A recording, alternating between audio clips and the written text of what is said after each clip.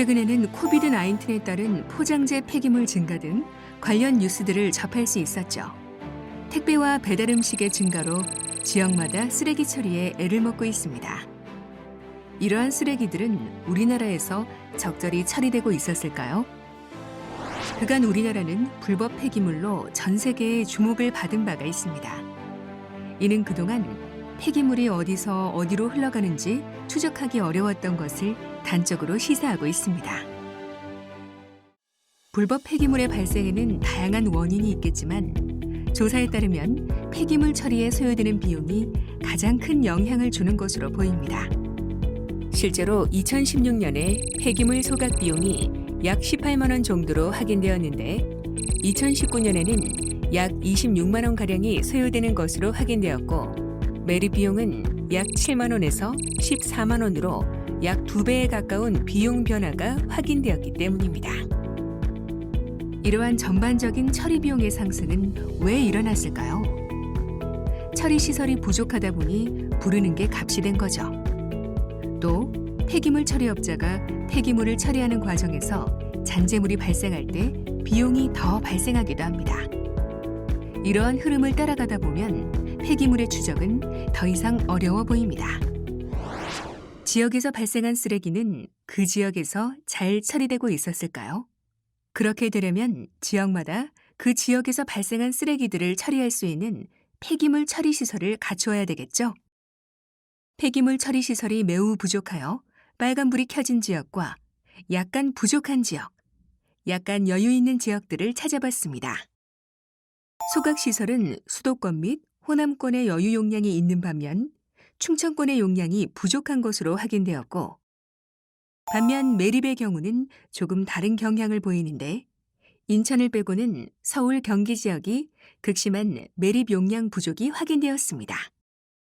정부 정책에 따라 2026년부터 생활 폐기물 직매립 금지가 시행된다면 시급한 대책이 필요할 것으로 보입니다. 매립하던 생활 쓰레기는 소각장으로 보내던지 다른 방법을 찾아야 하니까요. 지역 내 폐기물 처리 시설 용량이 부족하다는 것은 쓰레기를 어디론가 보내야 한다는 것을 의미합니다. 반대로 용량이 여유 있다는 것은 다른 지역의 쓰레기를 진공청소기처럼 빨아당기는 효과가 있습니다. 우리나라의 전체 폐기물 처리 시설 7,683개소가 있습니다. 그래서 폐기물 처리 시설은 어디에 위치하고 있으며 얼만큼의 용량을 가지고 있는지 지도에 나타내어 보았습니다. 현재 서비스되고 있는 올버로 시스템은 개별업체의 폐기물 배출과 처리에 대한 관리는 되고 있지만 문서의 속성에 가깝습니다. 특정 지역의 데이터를 한 번에 종합하여 확인하거나 실제 처리 경로를 시각화할 수 없는 한계점이 있습니다. 그래서 폐기물 디지털 정보 시스템을 구축해야 그러한 데이터들을 모아 한눈에 폐기물에 대한 정보를 확인할 수 있습니다. 이 시스템을 보면 먼저 매립시설 중 지방자치단체 시설 218개소, 자가처리시설 27개소, 민간시설 30개소의 분포를 알 수가 있습니다. 한 시설을 클릭해보면 시설의 매립 용량은 얼마이고 이미 얼마나 매립되었는지 알 수가 있습니다. 수도권 매립지는 2018년 기준으로 53%가 매립되었네요. 또한 매립된 양이 많이 차서 조만간 매립시설이 추가적으로 설치되어야 하는 지역도 알 수가 있습니다. 소각처리시설은 어떨까요? 지방자치단체 시설 178개소, 자가처리시설 136개소, 민간시설 127개소의 분포를 알 수가 있습니다. 또한 시설이 얼마나 가동되고 있는지 상세한 설명도 볼 수 있습니다. 전국의 폐기물 처리 시설들이 이렇게 많은데 자기 지역에서 발생한 쓰레기는 자기 지역에서 잘 처리되고 있었을까요? 2018년에 이동한 폐기물의 뒤를 밟아 코드 다이어그램으로 나타내 보았습니다. 각 지역의 소각 또는 매립 대상 폐기물이 전국으로 이동하여 처리되고 있는 것으로 파악할 수 있습니다. 서울시 폐기물의 37%는 서울 내에서 처리하고 있지만 많은 폐기물이 인천이나 경기도로 이동하고 있는 것을 알 수 있습니다. 정리하여 말씀드리면 전체 폐기물 1,700만 톤의 33%인 560만 톤은 전국을 떠돌아다니고 있었습니다. 지금까지 보여드린 시스템은 시범적으로 구축한 것으로 향후 이러한 폐기물에 디지털 꼬리표를 달아주고 어떻게 이동하는지 시스템을 구축하여 보면 어떨까 제안해 봅니다.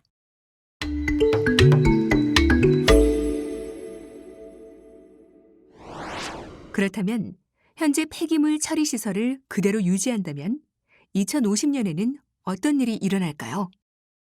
이를 그래프로 보면 다음과 같습니다. 결과적으로 2050년에는 현재 폐기물 발생량의 약 66%가 증가할 것으로 확인되었으며 이 수치는 월드뱅크에서 전망한 세계 폐기물 증가 추세와 비슷한 경향을 보이고 있습니다. 현재 상태를 유지한다면 소각해야 하는 폐기물이 2030년에는 1.7배, 2040년에는 약 2.3배, 2050년에는 2.9배로 증가하게 되며 매립지는 2036년에 모두 만족되어 쓰레기가 더 이상 갈 매립장이 없게 됩니다. 그렇다면 우리나라가 쓰레기로 뒤덮이는 일이 발생하지 않게 하려면 우리는 어떤 대책을 세우고 조치를 하는 것이 좋을까요? 그러면 결과적으로 폐기물 처리 시설을 더 지어야 하는가라는 물음이 나옵니다. 결론부터 이야기하자면 그렇다입니다. 환경부는 2020년 자원순환 대전환 추진계획에서 발생지 처리 책임 원칙을 발표하였습니다. 이제는 타 시도로의 폐기물 이동이 쉽지 않아 보입니다. 지역 내 폐기물을 처리할 수 있는 충분한 시설을 확충하도록 준비해 나가야 할 것입니다. 폐기물 처리 시설은 대표적인 기피시설로 누구도 자신이 살고 있는 지역에 건설되는 것을 환영하지 않고 있습니다. 하지만 요즘 지어지고 있는 폐기물 처리 시설들은 예전의 그것과는 조금 다릅니다. 몇 가지 예시를 보여드리겠습니다. 중국의 닝보 에코 인더스트리얼 파크 소각 시설은 도시 전역의 쓰레기통에서 쓰레기를 수거하여 소각장으로 운반하고 폐기물을 연소하여 스팀과 전기를 생산하는 과정을 꽃에서 꿀을 모아오는 꿀벌과 벌집에서 꿀을 만드는 과정으로 묘사하여 설계되었습니다. 또한 중국 최초의 폐기물 에너지 박물관을 만들어 소각의 발달 과정, 재활용 제품, 환경보호 정책 등을 교육합니다. 그 외에 편의시설로 공원, 농구장, 운동시설, 오락시설 등 주민에게 무료로 개방하고 있습니다. 프랑스의 이세안 소각시설은 굴뚝 없는 쓰레기 처리 시설로 유명하며 지붕공원, 주변 녹지화 및 7만 9천 세대의 지역 난방 열 공급 등의 주민 편의를 제공하기도 합니다. 또한 국내에도 좋은 사례들이 있습니다. 하남시에 위치한 유니온 파크와 유니온 타워가 그 예입니다. 세계 최초로 하수 및 폐기물 처리 시설을 지하화한 시설로서 하수 처리, 음식물 자원화, 소각, 재활용품 선별 등 폐기물을 처리하면서도 주변의 산책로, 물놀이 시설, 잔디광장, 생태연못, 하남 유니온 타워 등과 함께 주민 편의를 위한 탁구장, 배드민턴장, 테니스장, 농구장, 풋살장, 족구장, 게이트볼장 등을 제공합니다. 아산 환경과학공원은 쓰레기 소각장을 과학과 생태가 공존하는 문화복합 공간으로 그린 인프라로 성공적으로 전환한 사례로서 장영실 과학관, 청소년 환경체험 테마학습장, 생태곤충원, 건강문화센터 등을 주민을 위해 지원하고 있습니다.